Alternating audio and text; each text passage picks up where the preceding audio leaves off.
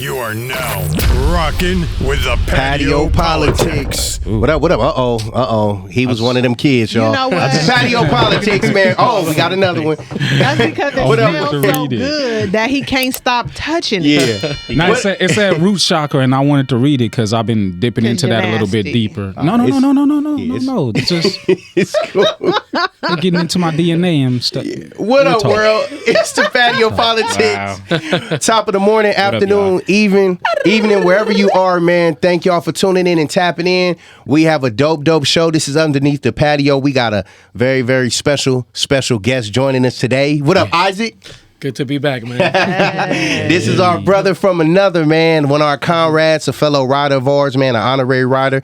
We love him dearly, and we're going to be talking about something very important. We here with the medicine woman, Shanga. Hey. Mil Suave, because we serious. No trouble today, man. Just no suave. trouble. Yeah, just call me suave. Trouble T on the patio. Yeah, there we go. We got King Mac Millie, Sir Mac in the building. Nice. Man, so right now, y'all, we getting ready. Before we get into break, just want to give y'all a brief synopsis. We're going to talk about suicide recognition and suicide prevention, you guys. So a very serious topic that we want to talk about that's under the umbrella of mental health. Now, we know when we talk about mental health, man, that umbrella spreads wide and far and near. And we want to just talk about, how to recognize these signs of suicide. If any one of us has felt those suicidal things, have attempted it, went through with it, and just different ways on how we can prevent it. This is about nation and kingdom building. So make sure y'all keep it locked and keep it tuned. Patio PolitiCz will be back like this. We hope you stay a while, cause it's right for life. Trying to be part of your life. We got whatever you like. Come on and just give us a try, yeah. Cause it's right for life. Trying to be part of your life. We got whatever you like, yeah. Come on and just give us a try, yeah. I said it's right for life. Come in with the shows that you like. We trying to be the best on the mic. DJ playing cuts that you like, yeah. It could be the start of your day, or maybe just the end of your night. But if you rock it with us, Patio PolitiCz is gonna do you right. Oh, cause it's right for life. Trying to be part of your life, yeah. We got whatever you like. Come on and just give us a try, yeah. Cause it's right for life. Trying to be part of your life. We got whatever you like.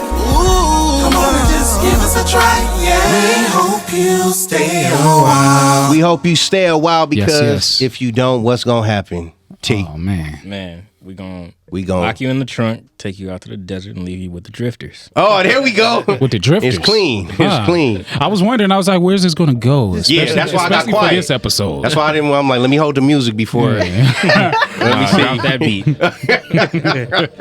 For sure. Welcome back, y'all. So we live and direct, man, about the politic and get off into this mental health, man, which is very, very important and pivotal, especially in the times that we living in now, y'all. So before we went into the intro, we was talking about just what we're going to discuss today, suicide recognition and suicide prevention. Now, I'm going to open up the forum just with this question. Have you guys ever been suicidal? Yes. Yes. Yes. You, Sean? Yes. Yes. Wow. Mess. I didn't. Okay. Now, wow. Recognizing these signs of suicidal. Whoever want to start first. Can you repeat that? Recognizing those signs of feeling suicidal. Let's see. Whoever want to start first. I guess I'll go. Only in your own unique way can you recognize your own. I just felt like I had a loss of sense of not just self, but value of self. Yes. And just to clarify the question, yes, in your own individual way, how did you recognize? Okay. Like, yeah, if I'm feeling suicidal, I'm feeling like giving up.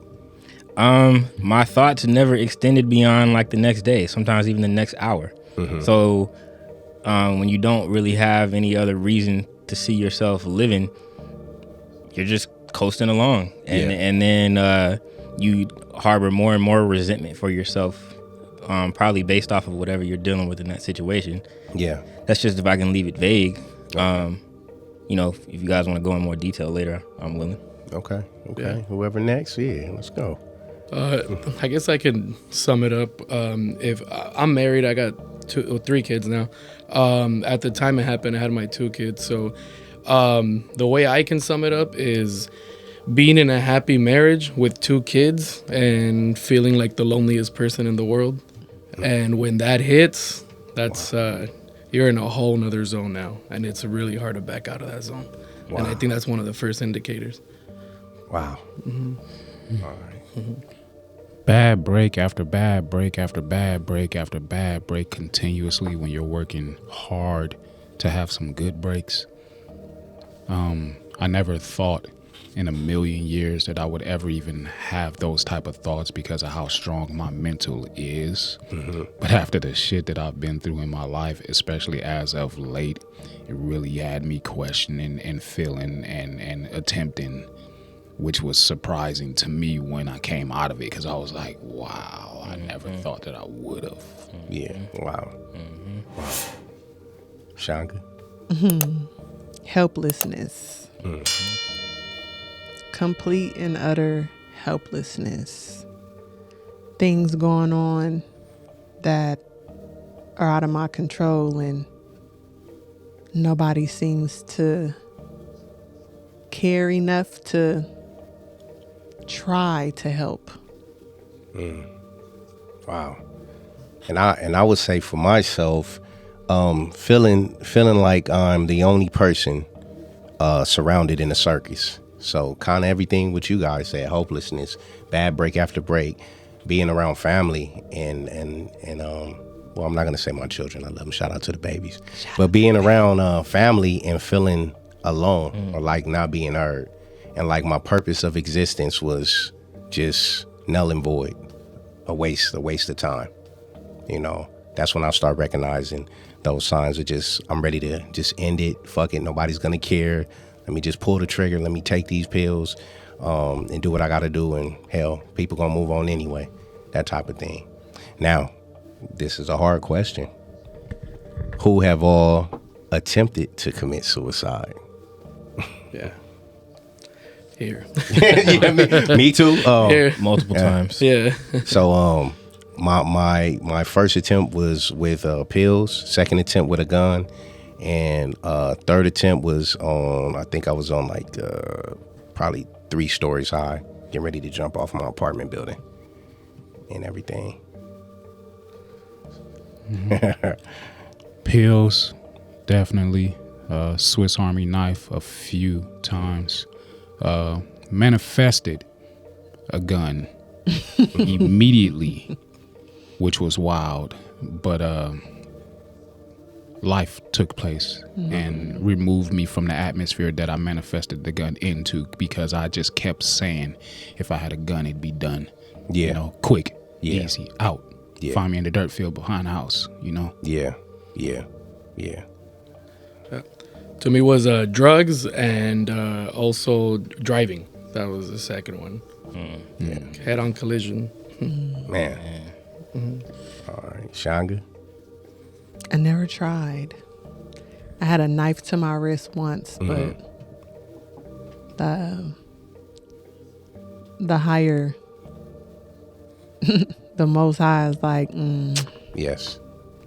that's not the way. Yeah. So, humbly I say, I've never actually attempted. Yeah. Now take me to your darkest moments in that suicide. But like this, it can be whatever the most darkest moment. Just take me back to that moment. Like, where were you guys' emotions with that? And I could start it off like, say for example, when I was in the car, I cried myself till I couldn't have no more tears.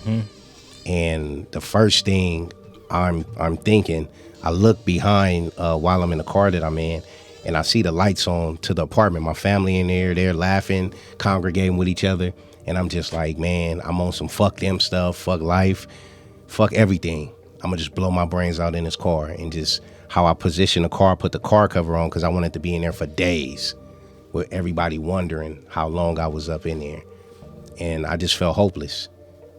I felt hopeless. And in that moment, I really did legitimately have a conversation with the devil, you know? So it was just the darkest of the darkest times, you know, feeling used, hopeless, you know, giving up on God, even though he didn't give up on me. You know. So, I think a lot of us may have similar instances when it comes to either the devil or just demonic presence. For me, each time was different. It was actually a combination of y'all's. Same order as yours, but also included driving. But driving for me was the third time. And mine wasn't exactly like yours in the car fight, but I remember being in my apartment and it just felt entirely different. It was almost like I would always compare it to that movie Amityville, where you would see like people go in the house and you would feel the presence and voices and whatnot. And I remember like I could be sitting on my couch and my bedroom door looked like it was a mile away. And it was like I would just have like straight up, it just felt like voices and just, you know, just tearing me down and tearing myself down. It sounded almost like my own tone. I didn't care about feeding myself. I didn't care about changing clothes. I'm sorry to say, that's embarrassing to say, but I didn't give a fuck about myself. I remember I hit my head on the side of the couch and I was like, I just, you know, I didn't feel like, you know, fuck myself. Like, you know, I'm just, like you said, hopeless and a real loss of sense of self-worth and value. Just can't find it anywhere. It's true. For mine, so to explain that moment, I have to go the day before. So my like deep depression is linked to has been linked with my anxiety disorder. So you know, last time I was here we spoke about that. So I was diagnosed with that in 2015, and it just got worse and worse and worse. And I was trying everything, and you know, it's just like a prison, like you can't get out of it. So fast forward to that day, or the day before the main day. I was actually at my mom's house with my wife, and it was early morning. We were gonna have breakfast with him. So on that day, I had about 2 weeks of not having any symptoms of my anxiety disorder. No panic attacks, no shaking, no brain fog, none of that. So I thought I was good. So it's kind of like I got a really big tease. You know, I thought I was safe. I was already thanking God that I was out of it. I was really happy. I told my wife, hey, I think I'm good now. It's been 2 weeks. Because I lived with this 24/7. So 2 weeks was like I'm done. So I was just talking to my mom, and we were getting ready to have breakfast, and then I started feeling it come over again, that panic attack feeling. And you know, not only was I was really disappointed, and then that disappointment led to this really dark feeling. So I remember going to my mom's room, and I told her, hey, I'm gonna go lay down in your room. And, you know, moms always know. I'm not saying my wife doesn't, but you know, with mom it's something something a little more special. There's a different connection. And my mom told me, don't go by yourself. Never isolate yourself when you're like this. Man, but that's facts. Definitely. We can go into that later, a little more into it later. So I went into her room and laid down. I was so angry, and I remember I was like talking to God. I was just pissed. And then I was feeling it. I couldn't breathe. And that moment, you know, to kind of add to what Tyre and you said, JT, about the whole like demonic feeling, is the first time I've ever felt anything like that. I felt this weight on my chest, but not like if I was having a heart attack. I felt like if somebody put their weight on me. And the moment that happened, I tried to get up because I legitimately got scared, and I wanted to yell to my wife, to my mom, whoever, and I couldn't yell. And then in that very moment in my head, I kept hearing, not in a creepy voice, it was like my voice, but uncontrolled thoughts. I kept hearing, just give into this. This is what's gonna kill you. The faster you give into it, the quicker it'll be. And it just kept repeating over and over and over and over and over and over again. And man, I was just like, man, in the name of Jesus, get me out of this right now. You know? I kept saying it in my head because I couldn't speak. So at least in my head, I kept saying it, and lasted a few seconds. To me, it felt like an hour or two. And then I was able to catch my breath. I knew something was there, something that was not, you know, something dark was there. So I knew this was getting worse. So again, sorry if I'm rambling, but so the next day, that's when I said, screw this, I can't keep doing this. Like, I can't keep living like this. So I was just in the freeway, and I was remembering that. I'm like, I thought I was gone. I thought I was good. Clearly I'm not. So I'm like, I can't do it. I can't do it anymore. So the moment I thought of just, I was already doing 100, and I was doing 107. and I was about to go head on. And the moment, what scared me the most was the peace I was feeling in that moment. I was just like, I'm gonna be fully done. I didn't care about my wife, my kids. I didn't care about anything. I just cared. I mean, I guess in a sense it is pretty selfish, but in that moment I thought at least I'll be at peace. Yeah. You know? Yeah. And then that's just kind of what woke me up, because that peace ended up scaring me at the same time. It is scary. Yeah. That's the part you often, not to butt in, it's like I feel like that's the part that for me, I was bawling my eyes out the most, because I remember I was like, why do I feel this way? Yeah. And I remember too, like at one point, my mom didn't know what was going on. During those times, she just thought I was depressed and whatnot. But I remember her even like crying over me at one point. And then I remember, like, for me, the time with a gun, I was sitting there and I couldn't do it because I'm like, man, I don't want my family to come and find me dead. Yeah. I'm like, maybe if I just disappeared, then they just don't have to find me. And they just think I just went missing or something. Yeah. But then, like you said, the peace you feel in that moment, you just want it to stop. Yeah. Yeah. Yeah. It's crazy how it's positive, but then it leads to something very negative. Very that negative. Peace. There's just a very scary power to that peace. Like I said, it mentally, I felt like it was something that I would never find myself in. Yeah. Because life had already been hard. Each of my attempts came after my accident. Yeah. One almost immediately when I got home from being in the hospital stay, sedated, super sedated, gummies, all that type of stuff. I took about like 12 shots that day of different alcohols, all the medications that they gave me, over and over, like just, I want to go to sleep. Yeah, man. I was emotionless. Like I had no feeling. I just, why you still got me here? Yeah. Yeah. Why am I taking all this? Like, why am I not winning from this? Like, just take me, just go. Yeah. But I woke up. So another time, pills. And I knew mentally what I was doing. I knew it. You shouldn't take this many for this many hours and this, that, and the other. No, I'm going to just take them. They giving them to me. I don't want to take them. I'm going to take them. I'm going to prove a point. Yeah. Doesn't matter how many I took, still woke up. Okay. All right. Impulsive thoughts. The Most High is very funny, man. Very. That is. Impulsive thoughts, knife out, everything on the arm, slithering, not exactly like pressing or anything, but like going across. Because I've been in a scenario where somebody took a knife to my wrist and cut across and missed all the veins, but I definitely bled. Yeah. And I'm like, okay, so I had that in my mind, like, and I still have the scar here, and it's just like, well, it's happened before, and it didn't end up being nothing. All right, cool. That's not gonna do it. Although I was contemplating and pressing, and just even with the gun, it's like once I manifested it into my atmosphere, you know, it came from a comrade, through a comrade. I won't say any names or anything like that, but there was a situation where I was placed in the same atmosphere with this gun that I manifested. And as quick as it came into my space, my phone rang and said, hey, you need to come over here. Yeah.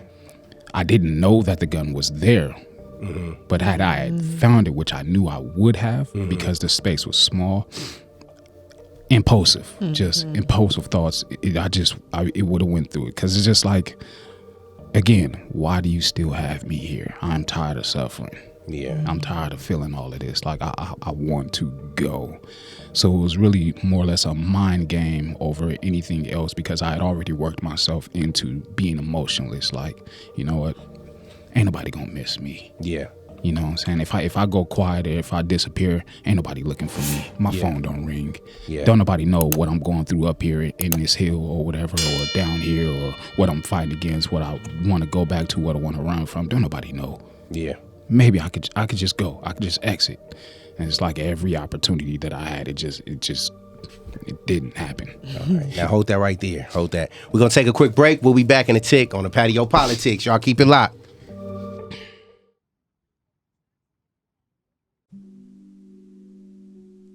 You trust me?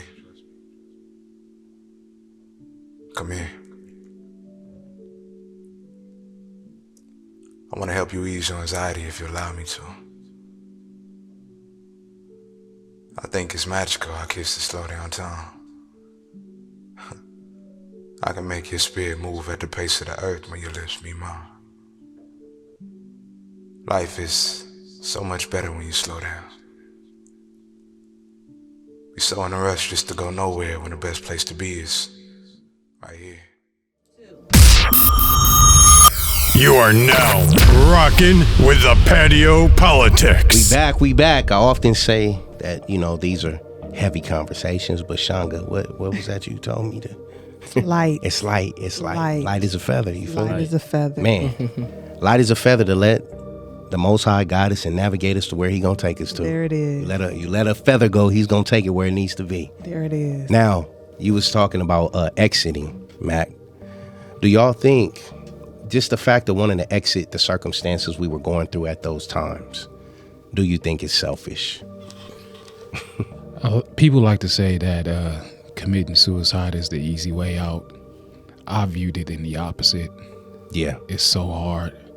Yes, it is. It's so hard. Probably some of the hardest shit you'll do. Yeah. The hard, because you get into your mind and there's already so many thoughts there, and it just travels at a speed that you just can't control.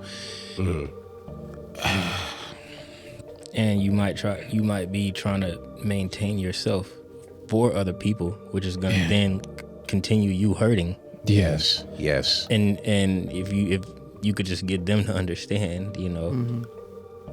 One thing I found it most difficult, you guys, just about suicide is it's one of the most things that's hard and difficult is getting anyone to understand how the fuck you feel.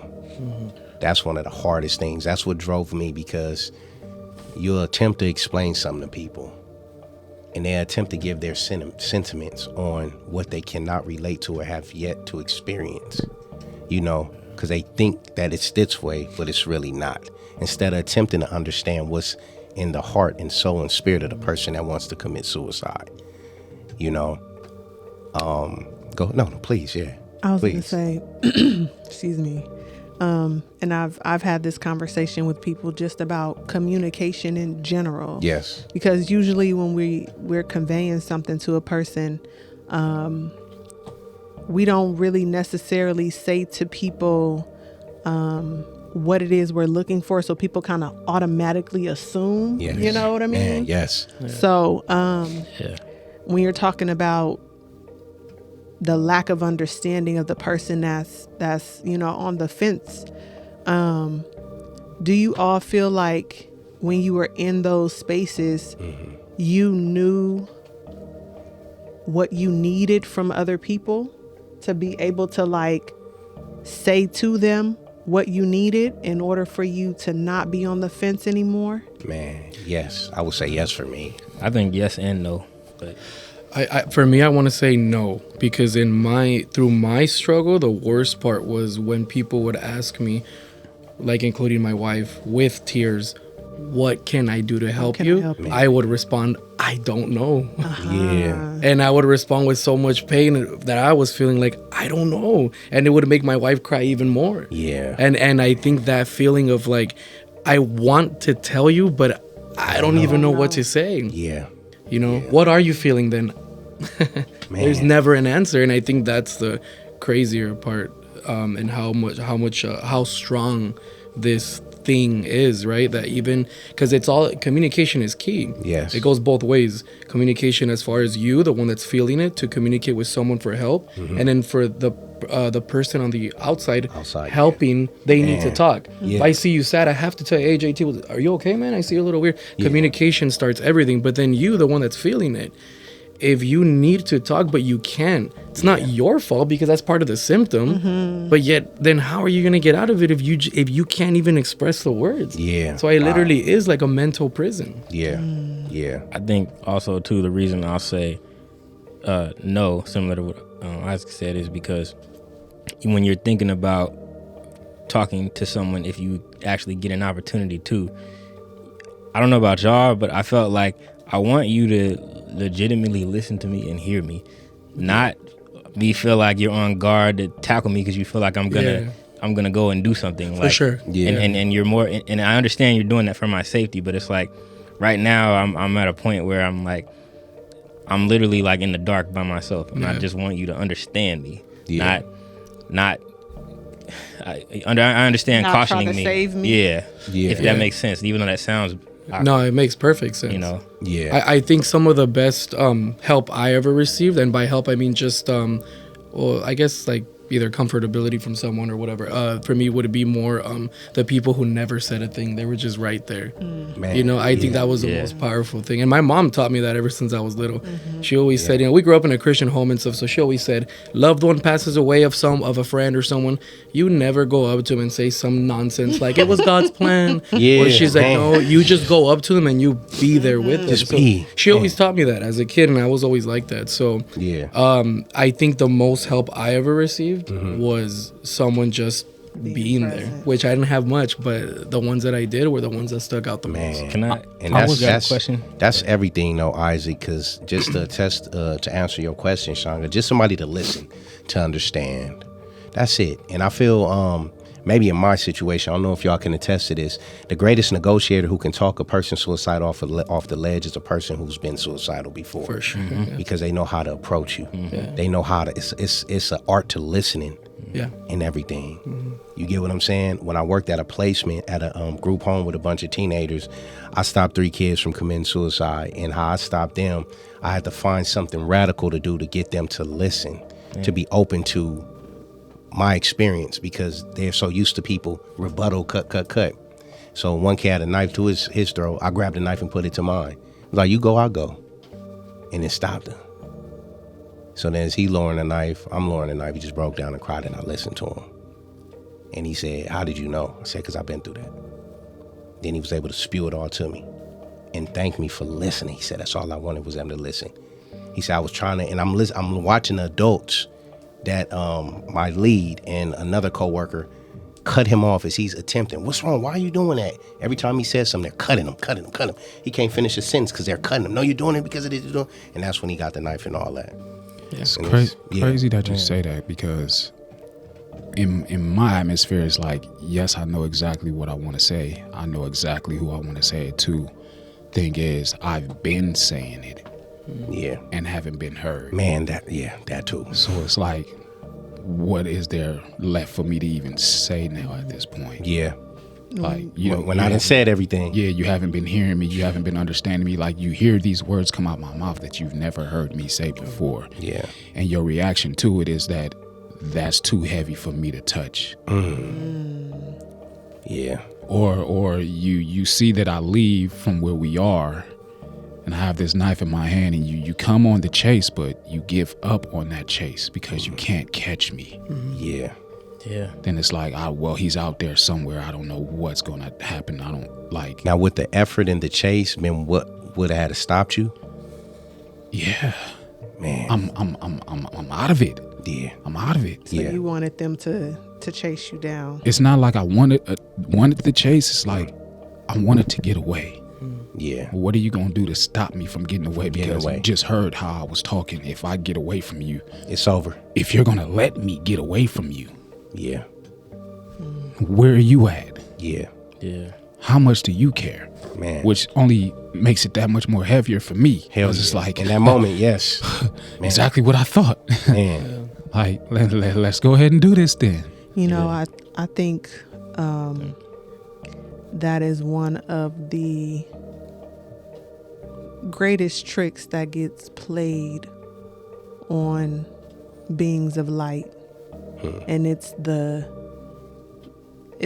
inner conversation that then gets like confirmed through some experiences, you know, and it'll push people over the edge, because sometimes people didn't come, not because they didn't care, but because they were in a state of shock, and I don't know what to do, and I don't know if I go if it'll make it worse or not. You know what I'm saying? Mm-hmm. But when you're in a space like that, the trickery that attempts to take place, like you said, like that voice just kept over and over and over. It's like that trickery right there is what will have you go over the edge. And once you come out on the other side and you are able to have some conversation with people about where you were, you're like, damn, that wasn't even all of what I thought it was, or how, you know what I'm saying? Mm-hmm. Yep. And so I know a lot of times it's like, I know for me, whenever I have actually talked about this, I always can like actively, like I'm watching a movie, see myself. Yes. Yeah. And so that tells me right then that I was out of my body. Yeah. You know what I'm saying? And so I see myself sitting on the floor, right up under the window in my bedroom, just bawling, crying, and just feeling so tired of what I was experiencing. Yeah.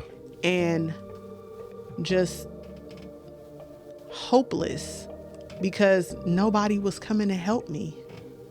Nobody was coming to save me. Yeah. From this experience that just keeps happening and keep happening. So why would I stay here? Yeah. What? Yeah. And like I said, I never attempted, but I'll never forget having the knife on my wrist. Mm-hmm. And I was just like, it was one of those uncontrollable deep cries. And I can't even really remember the voice in my mind that said, pick this up, this is a good idea.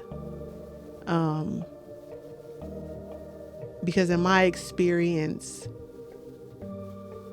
the Most High's voice was so much more prominent in the moment, you know? Yeah. And it was like, well, does that solve anything? Yeah. You know? And I don't even remember giving myself an answer, but I do remember thinking, this ain't gonna be me. Yeah. This Yeah. ain't gonna be me. Yeah. You know? Your question was, is it selfish? You know, the idea of suicide, the action of it, is it selfish? And I think that is a unfair question for somebody to ask. Yeah. Because in even asking that question, you are negating what somebody is internally experiencing. Yeah. And you have no idea what they're feeling or what thoughts they're having in the moment to say, is it selfish? Yeah. You know? Yeah. I feel like it would be selfish if I didn't. And some people some do. people feel like you know, and that's what I'm But saying. because you have some instances where people in our circles will say that's selfish, and I feel that's unfair to say if you ain't never experienced it's it. absolutely unfair You get to what say. I'm saying? Because everybody Thinking is about sitting themselves here, like, Yeah. oh, I would Right. be so mad. I'd be so upset if you were to have done that. And I thought about that before I had kids. Then after I had kids, I said it would be selfish because I'm depriving them from giving me the love that I truly deserve. Yeah. You get what I'm saying? If these people had 20 years to show me the love that these innocent, pure babies from God is getting ready to show me, I'm being selfish to them to deprive them from that opportunity. Yeah. So it's like a yes and no for me. You know what I'm saying? When it comes I'm to- with you on that one. Yeah. I was gonna say, 'cause you had children. Yeah. So I Yeah. see it the same way too. I think it's a Yeah. for me it's like a perfect like 50-50, you know? Yeah. I think it can be selfish depending your situation, right? So Yes. according to your situation. So like if you have kids, married, whatever, if you think about it in that way, like they're gonna find me. You know, that image is gonna be engraved in my kids' head for the rest of their lives. Yeah. And it's not good. So if you look at it in that way, you're like, you know what, it is selfish. Yeah. But then when you look at it and what you're going through, Man, the way I see it is kind of like those people that, like my cousin, he passed away, I think, I want to say 2-3 years ago, from a brain hemorrhage, right? Yeah. He got one because he had meningitis. So one day it just hit him and he was in a coma. So he was in a coma for like two months. So I think about that situations like that, and I think like I compare it to this, right? Because you say if it's not selfish, it's like, okay, I won't do it, right? Because my loved ones, of course, they don't want me to. Yeah. But it's like, would you rather have me in this vegetative state where it's just like I'm literally just withering away, Suffering. Would you rather see that, or so? You know, it's very hard to weigh both. Yeah. It's very hard. It's very hard. So I see it like a 50-50. Yeah. Yeah. We're going to take a break real quick. Okay. All right. I was gonna say I got a question for y'all when we come back. Okay, for sure. Keep it locked, y'all. Patio PolitiCz.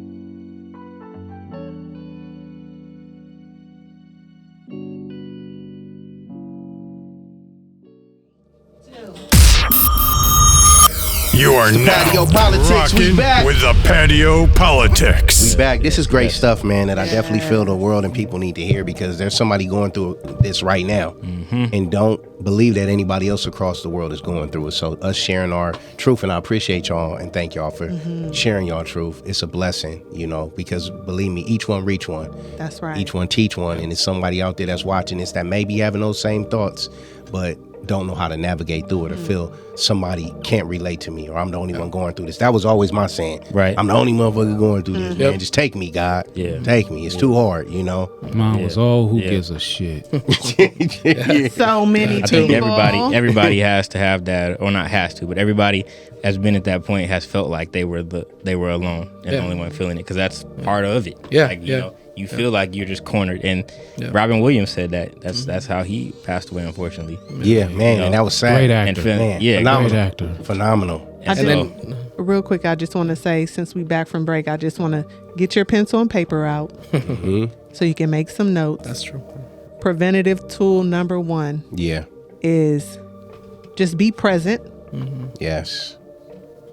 For those that want to prevent it. Yes, for those who want to prevent it. Yes. Somebody has honored you enough to let you know that they are having trouble with finding a reason to still live and breathe life. At the very least, just sit with them. Yes. And can we have a 0? Huh? They got to take it serious. Okay, take it serious. First. Yes. That's a 0, Please, by all means, take it serious. Even if they have bluffed a million times. As if it was as if it was you. Yeah. Yes. Yeah. So take it seriously. Yeah. Sit with them. At least be present. Yes. And just listen. Yeah. Listen. We care and love enough that we want to try to give the solution.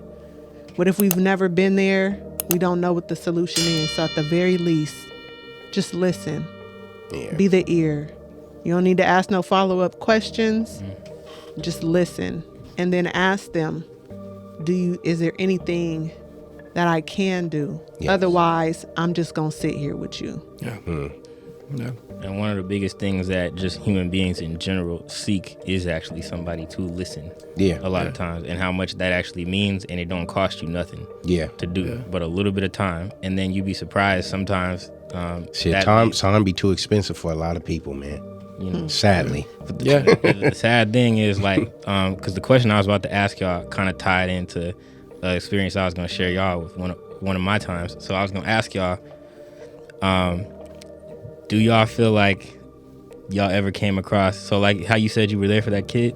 I've been there for people too, and I realized I feel like that was part of the lesson of my experience too, because I've had up to this point in life about 5 other people contact me, and they didn't tell nobody else. I'm talking like they didn't even tell their spouse, and I'm like, do they even know you're here with me right now? And they're like, no, I just know that you've been through this, and it threw off my whole day, and I wound up sitting with them sometimes for like a whole day, and like I was amazed, because I'm like, okay, God, I see you. Like I literally brought this person back from an extreme to they had a new purpose at the end of that day, because then I started feeding them stuff from like the books and whatnot, just real minute stuff. But the question was like, have y'all, in any of y'all experiences, felt like somebody came to y'all that might have been, an angel or just confirmation? So like, for instance, where this happened for me, I'm just be transparent with some of my business. I was in college at the time of my first few attempts, and I remember like getting up in the morning and I would cry to even not want to go out the front door. And I remember I would walk the long way on campus so I wouldn't run into anybody. And I came across this girl that we had no intention of ever dating or doing anything. And we actually had a falling out at one point. We just were a fling. Like we had just only slept together before. That was it. And when she greeted me, she said hello, and we had a small talk, little conversation, and then she could tell something was off about me. And then instead of going to class, like she sat with me on a bench and we talked. And then I remember texting her later, and she was telling me how she had been through it before, and just she was telling me great things about myself and all. And I'm like, we ain't even friends like that, And I'm like, wait, why would that come through this girl? That you would think somebody that you were closer to, more familiar with. Yeah. And then outside of that, just a simple talk with her, and then she brought me like a cup of noodles and some case of water. I mean, that was it. A different day, and that just meant the world. That like really meant the world. And I looked back and I was like, this was a girl I just had a fling with. Like, it wasn't even, we wasn't close or nothing. Yeah. For no other reason, but it was like she understood, and I was like, she had to be placed in my path because I didn't want to go to class. I went to school and kept my hood up. I didn't dress like a way for anybody to recognize me, and it was like interesting for it to be her. And then a neighbor that I have now that I didn't know, she knew me, but I didn't know her for like the first 7 years that I lived in my apartment. And then I don't want to get too long-winded, but I was at my manager office one day, and I saw her in there, and she was explaining to my manager, she's like, we saw Tyre grow up here, and we remember when you were going through those tough times. And I'm like, what do you mean tough times? And she was like, yeah, back in school. She was like, we used to see you would sit in your car for hours and cry, and then sometimes you would sit out in the hallway. And they were like, so we would just pray for you. And I'm like, wait, so the whole time y'all watching me, and I'm in my apartment like hearing voices, and I'm like, okay, so I was covered the whole time, and I'm like, wow, like people I didn't know were more, I don't want to say more there, but it was like, yeah, it is. Yeah, that'd be the reality of it. Then the people that should have been there. Exactly. It's a surprise because I've had people come to me, and y'all know how much I share and how much I don't. Yeah. Just common knowledge of my accident, not everything that I had to go through, everything that I was misfortunate to not receive and things of that nature, and then just not saying what I was going through emotionally. And then I have people coming to me, calling my phone randomly. It's because of how I see you progressing, that I didn't take my life, and I'm like, you have no idea what's going on right now. Yeah. But for you to be able to come to me and say this to me for whatever reason, what is this? Like, wow, like, okay. Makes me want to stop, pause, look at myself like, you ain't even showing everything. Yeah. But you're showing enough to stop people from doing it to themselves. Yeah. Man. Yeah. The power in that. Yeah. I'm like, yo, I gotta talk to you later if that's okay. Like, can I contact you later? Because I need to take this in. Yeah. I need to really see what this is all about and what it means. Yeah. Because it wasn't just you, like at least 3 different people in the span of a week. Like, it's because of you. I didn't give up. You're so strong. And I'm like, if you only knew. Going through it. Yeah. And just I think just what T was asking with his question, basically like an angel or guardian angel, I think for the most of us, he always, well, for me, I could say the most always redirected me back to myself. Because I've always been that to everybody else. And whenever I did ask him to send me somebody to confirm certain suspicions and things about that, I always either caught myself looking in the rearview mirror, looking in the side mirror, looking in the bathroom mirror, looking in the reflection of the phone, and it was me. You get what I'm saying? I had to learn how to protect myself from myself because I was my worst enemy. I was my worst critic and all that. You get what I'm saying? Then I know after the last incident, when I did attempt to do the jump off the roof, my kids were in an apartment, and I didn't even, let my folks know I was getting ready to jump. But I came back in after I had a harsh conversation with God, because his conversation was either you gonna do it or you not. Jump, or I got shit to do. I can be blessing somebody else. it's like, how dare you? Yeah. But how dare he not? I'm about to go there with you now. Yeah. Now he was bluffing. He was calling my bluff. Yeah. So when I went downstairs to my kids, one of my children touched my heart and the other one touched my mind. Wow. And this was, I wasn't even reaching for them. I was attempting to go around them, wiping my tears. And once I sat down, they both came. One put their hand on my heart, the other one put it over my head. They kissing and touched me and all that. And I'm like, shit, you work fast, God. Like, you don't waste no time. Once our mind and heart is clear, we're able to see more clear spiritually. Man, I feel like my last time was that way too. Yeah. Because it was about jumping. But it was, the interesting thing is it wasn't those exact words, but it was literally like when I felt like the spirit of positivity, or just, I would say the Holy Spirit just hit me. And it was like literally it felt like all was going to be okay, even though nothing was looking good in that moment. And then I felt like literally what I was being told was, all right, look, nigga, this is the 4th time. Like, Yeah. okay, go sit your ass somewhere. I got something for you. Yeah. Like, you're not gonna die. There's more for you. It's just not your time. Yeah. And then, like, shortly after that, that was when I picked up a camera for the first time. Nice. And Yeah. Wow.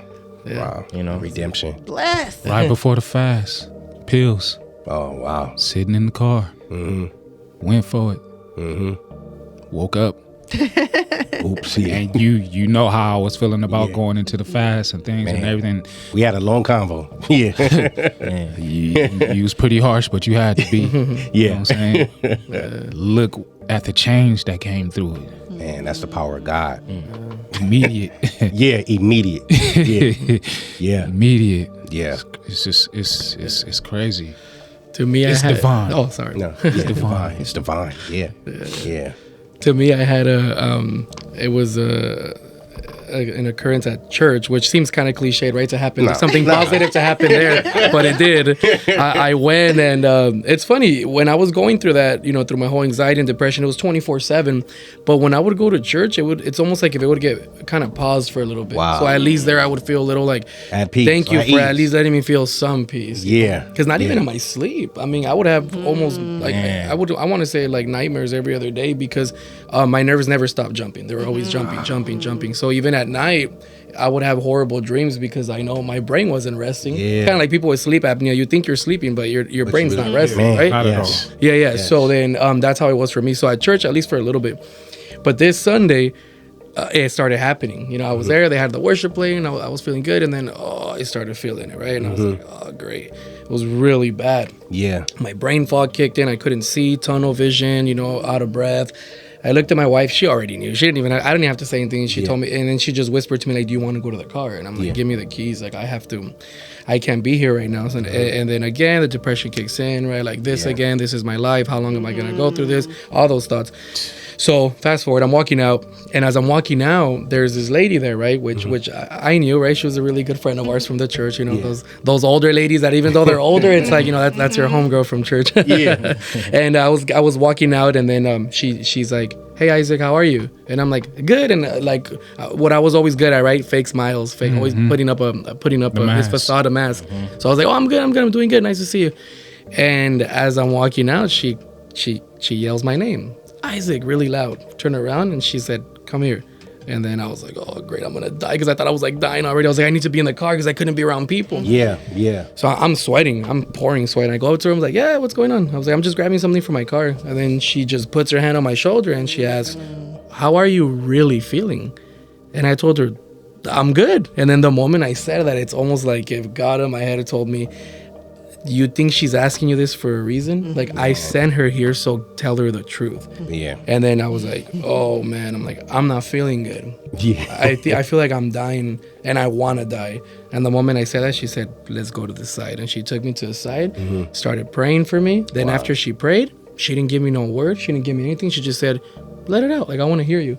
And that was one of the most emotional and powerful times for me, because I started telling her everything. Oh, and it felt so good. And my symptoms just went away. Wow. And I know God put her there for a reason. There was something happened. That was the beginning of this fight where I knew there was a light. Like, I think there is an exit here. Yeah. I might not see it so good, but I feel like I'm starting to see the light under the door. Like, I'm getting closer, and that was the beginning of it. So I know she was put in my path for sure. So you were able to begin to see that light when you started really letting out all the stuff. Yeah. When I was actually able to Complete talk. release. We said communication, right? Yes. I let it out. Yes. And before, it's like, no, I can't. I have to just put on that mask. And it's the worst part of it all, right? Going to work and, hey, what's up, man? How's it going? And inside of you, you're like yelling. You want to go home. You just can't take it, and you have to put up that face. Yeah. It's very tiring. You come home and you feel exhausted putting up this mask. Now let me ask you, Isaac, in that moment, did they put you on medication to go to sleep? When I was going through that? Yeah. No, the doctors that would start going that route, I would cut them off and go to the next doctor. Ah, got you. I never did that. Yeah. Got you. Never. Yeah. Got you. I mean, you remember I come from heavy drug use, so I didn't want any of that anymore, right? We're not starting out with No. I was like, especially from back down the road. yeah. I was like, especially from big pharma. I don't trust that.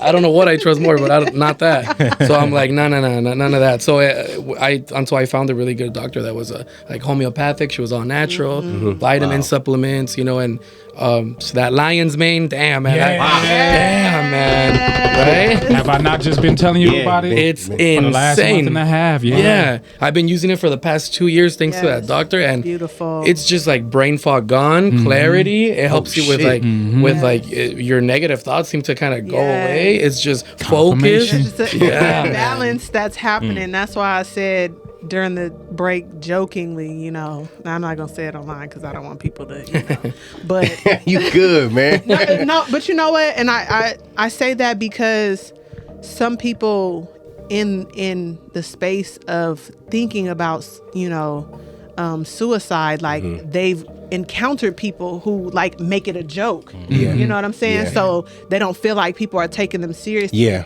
Yeah. And for sure. you know what Yeah. I'm saying? Yeah. So it's probably just my background in mental health. Like with certain things, I tend to be more on the cautious side than not. You know, Yeah. Yeah, no, I'm not Rather be safe than sorry. better Yeah. safe Definitely. than Yeah. sorry Nah. every time. You know, You never but be too sure. right. And so I'm not even gonna roll the dice on it because Yeah. I might not even know you, but your life is valuable. Yes. You know what Yes, I'm it saying? is. So I'm not even gonna, you know, take the chance. But a lot of it, I mean, Western medicine, of course, like you said, they gonna try to give you the pills, the meds or whatever, Man. without really looking at the body system to see what's going on in your body. Yeah. And so that lion's mane, that mushroom, not psychedelic. Yeah, not Not psychedelic. psychedelic. I got some on the other side of the door. Listen, I got a bar in there right now. Anyway, not the psychedelics, not the psychedelics, but lion's mane in particular, you know, is helping to replenish some things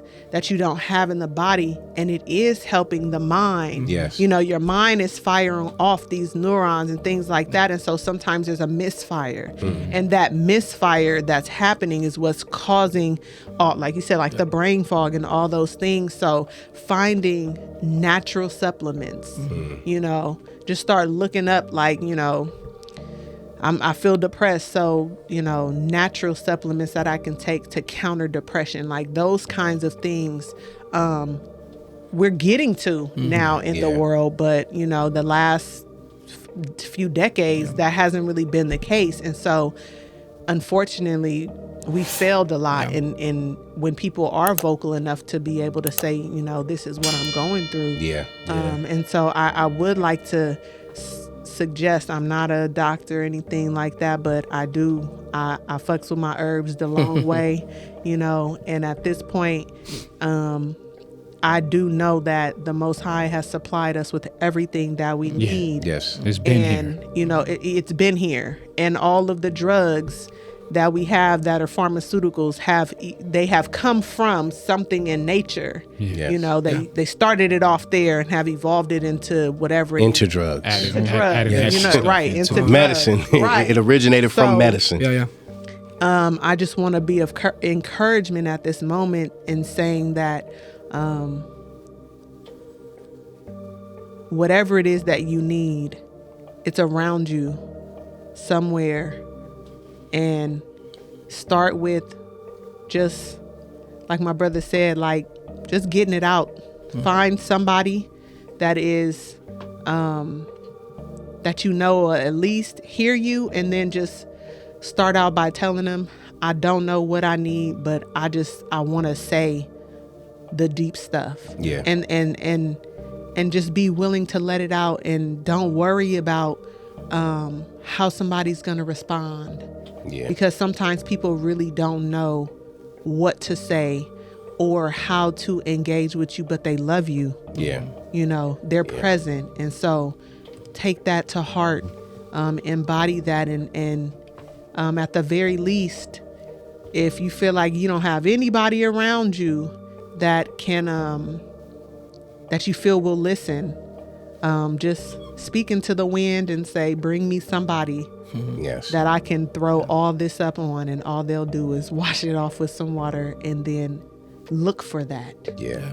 Because it's gonna come. It might be somebody that you don't know. It might be somebody that you do know. But just keep your eye out for it and tell your heart that I'm open to it. and watch for it to come your way. Yeah. Something that I think it's also very powerful that I've discovered through this and going through all this is like physical touch. I'm not talking about sexual, right? Just physical. Yes. It does a lot. It's crazy, Man. And just like a random example of just being at work and feeling like crap, and I'm sitting there and I'm just like feeling horrible with my symptoms, and this just one of my older coworkers, right? He's really cool, really cool guy, just passes by and just does the whole, how you feeling, Isaac? Yeah. And it's insane how just feeling that touch on me and saying how you feeling, I was like, ooh, Reminds you of you in a body, huh? And I was able to take a deep breath. And what's funny is I just turned around and I told him, hey man, I appreciate it. And I think he caught on because he looked at me and he's like, you're welcome, Isaac. But it did a lot. So I feel like, and obviously, right, when I say physical, it's not just like, oh, you see a woman that's sad, you're going to go like grab her. You know what I mean. I'm checking to see if you're suicidal, baby. Hey, Isaac said it was all right. No. All within, But I think it's a vibe does, check. Yeah. But I think though, pats on the back, like, how you doing, man? Everything's good. I don't know. There's just something about the physical touch. Man, and it's like what you said, right? Embrace it reminds you that you're in a body. In the body. Yeah, I think it's in that other realm, man. It's that positive energy that is being pushed through that touch. It's a recharge. Yeah. What do they say about hugs? That it's like endorphins reduces stress, and I don't know what else. I mean, there's got to be something to it, right? And you think about a lot of times. Well, I don't know for y'all who talk somebody else out of it. A lot of times, just the initial hug you give them, and you both end up breaking down. I know for me, the first person that I ever helped was one of my frat brothers, older than me. Dude is middle aged, like 46, and it was like, I'm younger than you, like I would think this would be the opposite. And I'm like, our embrace, literally just the initial embrace, meant everything. You don't even have to say anything, huh? Sometimes you don't. Sometimes you do, but I mean, when we started talking about the details, that didn't come actually until days later. It was just almost on the same thing where it was like, look, I understand, like, we bros in this for a reason. I'm like, it's that reason healing. you're on. Sometimes when you're locked in with another spirit, you ain't got to say no. You don't. You don't. No words. We're going to take a break before we get to this last segment. Y'all make sure y'all keep it locked. You know what I'm saying? Patio PolitiCz, we'll be back. A culmination of powerful properties that create balance and produce good energy. Cultivating a culture of mindfulness is a daily battle. We target your inner me. Physiological effects, change you can truly feel. Aesthetically pleasing on the surface, but handmade to help you heal.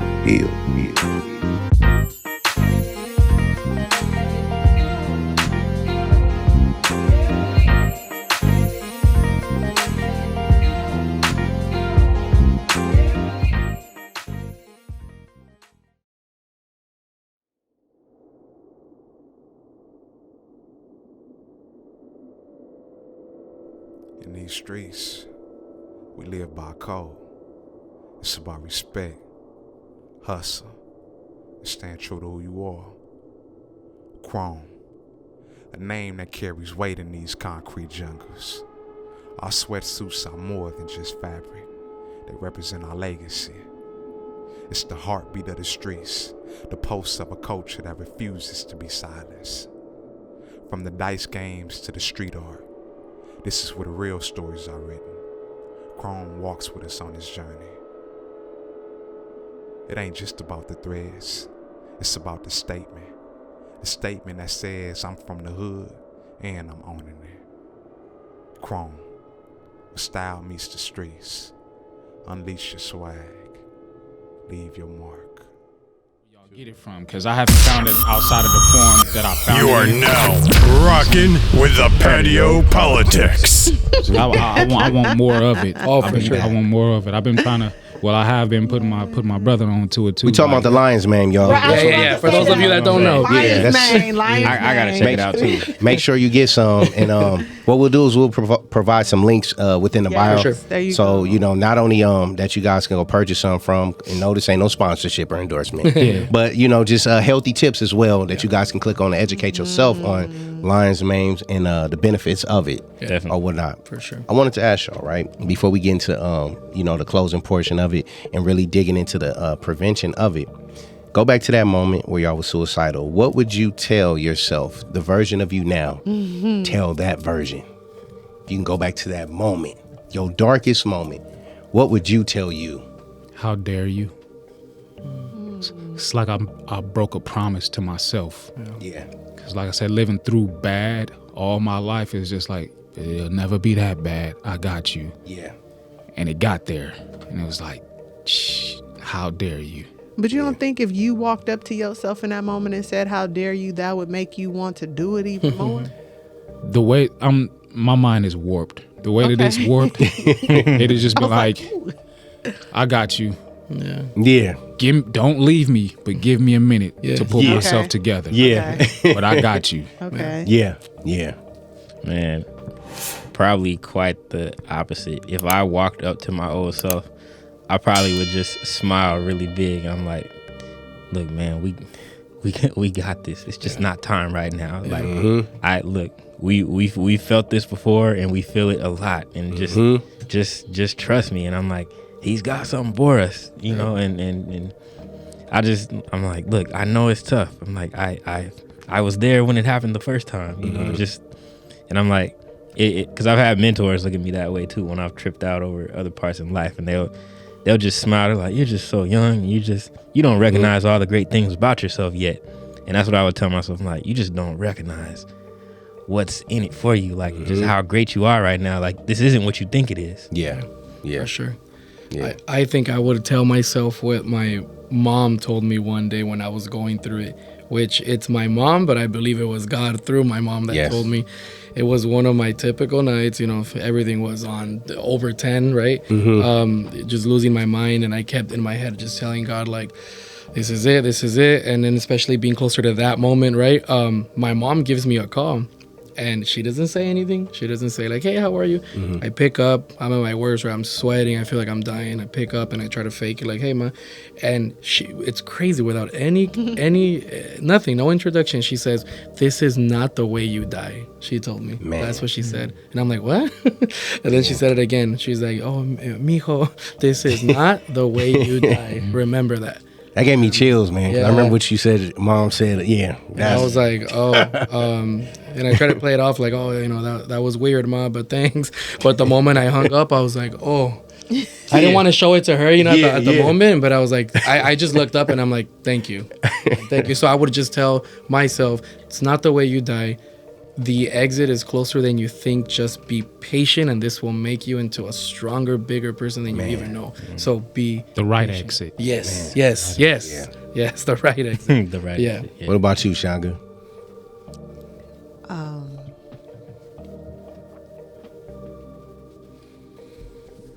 I would say they don't have what you're looking for. It's not because they don't want to. They just don't have it. Yeah. Yeah. But you'll have it. Yeah. When somebody else needs it. Man. Yeah. Man. Just keep going. Yeah. Yeah. J5, TH. Now that was heavy. Man. I find hilarity and humor in a lot of situations. So it wouldn't be me to not say something crazy to myself. Yeah. And then it'd probably be, you crying over this? Keep living, pussy. Yeah. And get out the car. and just simply walk away, and probably how y'all did, I'll probably start laughing, put the gun down, and start smiling, because I'm much heavier than I was then. So okay, you've been doing a lot of eating, but you looking, you good. Your spirit is good. Your vibe is good. You get what I'm saying? That's what I would say. That's what I would say. I wouldn't say that to anybody else, but to myself. Knowing what I was going through in that moment. Because even for me, it would have more or less been a self-check, because it's like, I ain't even got to go down the list. You already know who you are. Like, how dare you? Yeah. That's all it would have been. So that's why I said I would have understood, like, I got you. Yeah. I got you. I'm not going to apologize just yet, but I got you. Yeah. Yeah. Man, Prevention wise, guys, what other tips would you give people that are we going giving- through this? Oh, the people that are going through it. Yes. There it is. Sounds crazy, but talk to yourself if you got to. Yeah. Yeah. Cause ain't nobody Talk gonna out understand. loud, Yeah, ain't nobody gonna understand you like you. Yeah. Nobody on this earth. You know what I'm saying? And in the midst of you talking to yourself out loud, there's somebody listening, and he gonna Yes. talk back to you. Yeah. So definitely do that. Yeah. Yeah. Man, I would say journal. yeah. Journal too. That's good, too. good. To- Right. Just getting it out. Write it out. And now technology is so just advanced. V-note yourself, like you said, talk to yourself. V-note it, date it. That's considered verbal journaling as well. I would say that, is one too. Yeah. And I would say, first seek God, but also listen to people's stories. There's access to it everywhere. YouTube, and I know for me, a lot of times when those motivational videos I'll post sometimes for y'all, a lot of times that was what helped me come out of it, because I remember being put onto that stuff for a different reason. But then I started seeking more people's stories, and I started listening. And one thing that always bothered me is I'm like, it always actually added to my stress how successful people just always seem to just get everything. I'm like, man, why is my life this way? And then I start listening to people who went more in depth in interviews similar to this, or just having videos where they would talk about themselves. And it's like, look, I tried to take myself out and I tried to do this. And I'm like, whoa, wait, you? No way. And so many people out there, we feel alone because we don't think other people who appear to have it together have gone through what we've gone through. Yeah. Or we may be embarrassed. And we may be embarrassed, not realizing that they did the exact same thing. Yeah. And then some of them even talk about attempts where they actually coded, and then came back. Yeah. Yeah. And I think that's something that I've never seen any space elaborate on how important that is, because that tackles the issue of not feeling alone.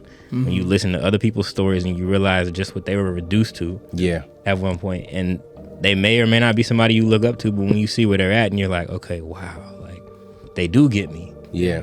Yeah. Yeah. Making it relatable. For sure. So make it relatable, Yeah. I want to say two things.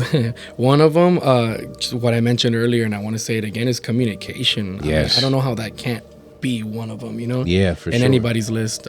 Communication is key. I want to say for you that's feeling it, that's within the realm of suicide or depression, or even for another person that's either out of it already, just the power of talking to someone. Don't just say like, hey man, you're in my thoughts, or hey man, I'm gonna pray for you. Do it, and not only do it, but keep reaching out. It's not just that one time you talk to, I already spoke to him like about a month ago, he's doing good. Like, you have no idea. yeah, you have no idea, because the suicidal moment dwells, man.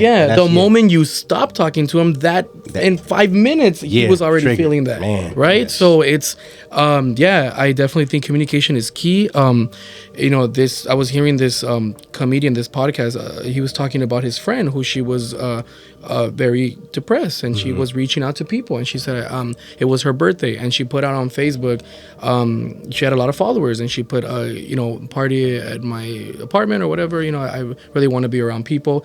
Fast forward, nobody ever reached out. So this comedian that's talking about it, he said he called her and he's like, hey, what happened? And she's like, nobody's coming, I just wanted to be around people. He was doing a set, so he couldn't go, he was gonna go after.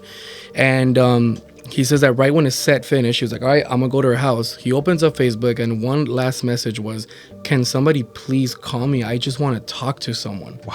And it had over 2,000 likes, but no comments. phone call. No call. No. And when he got to the apartment, she hung herself.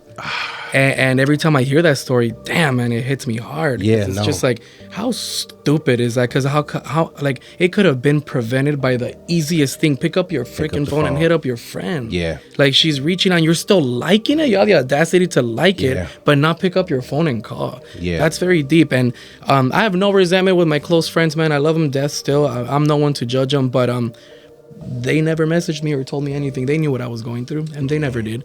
And it's cool, hey, like I said, I'm no one to judge, but communication is key. Yeah. Keep communicating. You know, I've thought a lot about the whole thoughts and prayers. Like, you know, how just really pray. Are you really praying for that Are you really person? praying? Or you just saying? for Just them? do it in the moment when you Yeah, see it. exactly, Yeah, doing it in the exactly, moment. Right then. exactly. Yeah. I'll be praying for you. Why don't you just say, you know what, come here, man, let me pray for you, or you know, Yeah, whoever it real is, spill. right? Let me pray for you real quick, or what? If that's what you're feeling, do it, and then keep doing it. You know, add it to your daily prayers. Yeah. And then it goes to my second one, which is just I'm a spiritual person, so to me it's more man, just be in touch with your spirituality, man. You know, Yes. to me, man, having that relationship with God where you can just talk. That's someone you can talk to at any moment. You know, and it does something. You know, Yes. it just Yes. does something. You know, but you're changing your life with something so spiritually positive, and it also challenges yourself to continue going and going, and I think you reach certain levels too that you didn't think you would reach without without being in touch with that. Facts. Yeah. Yes. Yeah.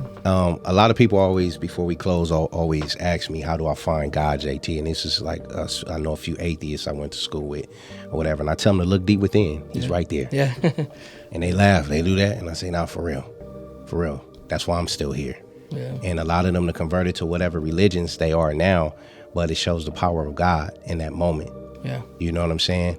Because we have to allow him that access to our heart, our soul, and our spirit, and our mind and body, especially for him to work.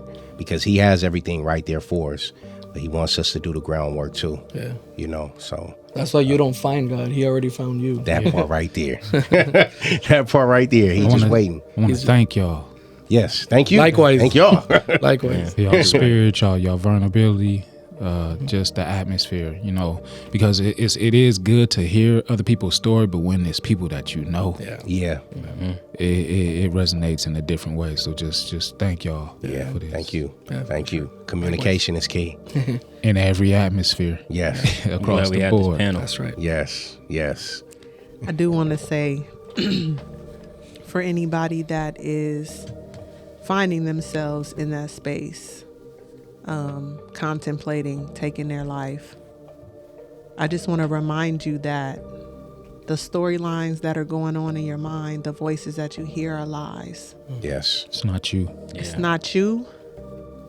It's not true. Yes. And at any given time,